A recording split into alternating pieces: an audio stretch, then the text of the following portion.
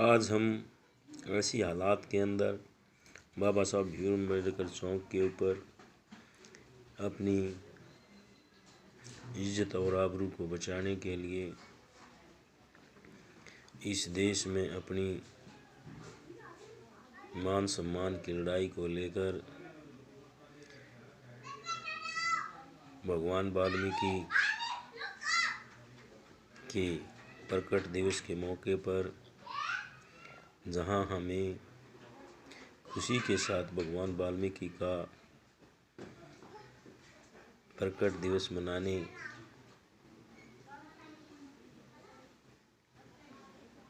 की ज़रूरत थी, परंतु आज हम खुशी की जगह भगवान वाल्मीकि के प्रकट दिवस को शोक दिवस के रूप में बाबा साहब भीमराव अम्बेडकर व तमाम भारत के गरीब लोगों की आवाज़ को इस देश में शिक्षा, स्वास्थ्य, सामाजिक न्याय और गरीब आदमियों की राजनीतिक आर्थिक हालातों पर चिंता करने वाले बुद्धिजीवी महापुरुषों की उन विचारधाराओं और संघर्षों को लेकर आज हम अंबेडकर चौक पर वाल्मीकि न्याय मंच व तमाम सामाजिक न्याय आंदोलन में शामिल रहने वाले और क्रांति के लिए संघर्ष करने वाले लोगों की एकजुटता को देखते हुए ये कहना चाहते हैं कि देश में जिस तरह से दबे कुचले लोग, चाहे हो किसी भी बिरादरी जाति से संबंध रखते हों, किसी धर्म से संबंध रखते हों, परंतु जहाँ आर्थिक लाभ की बात आती है वहाँ पर चाहे कोई सरकार हो या पूंजीपति हो या अंधविश्वास का ढोंगी पुजारी हो या ढोंग के द्वारा इस देश को चलाने की परिणति पनपने की प्रक्रिया में अपनी आहुति डालने वाली सरकार के मौजूदा सरकारी पदाधिकारी, प्रधानमंत्री से लेकर चौकीदार तक जितने भी लोग इसमें शामिल हैं, इस देश की बड़ी दुर्दशा है।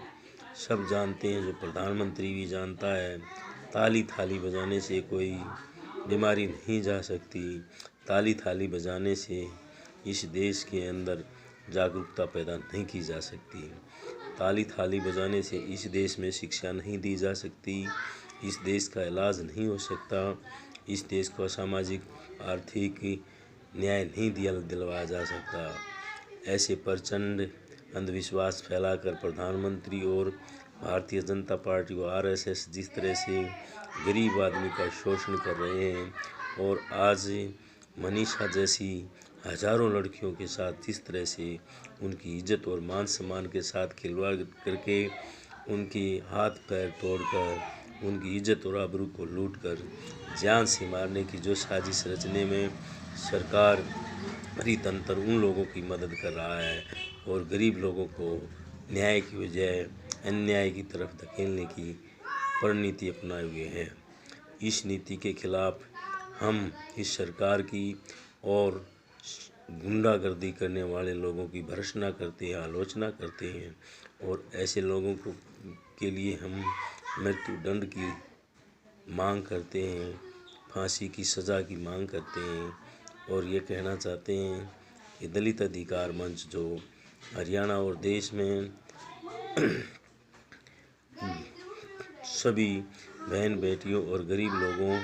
लाचार लोगों के मान सम्मान के लिए, उनकी आज़ादी के लिए संघर्ष के अंदर लड़ता रहेगा और मनीषा जैसी लाखों हजारों करोड़ों बेटियों के लिए वो हमेशा ही किसी तरह की कोई घटना होगी तो उसमें अपने सहयोग के साथ पूर्ण रूप से काम करेगा। तो साथियों,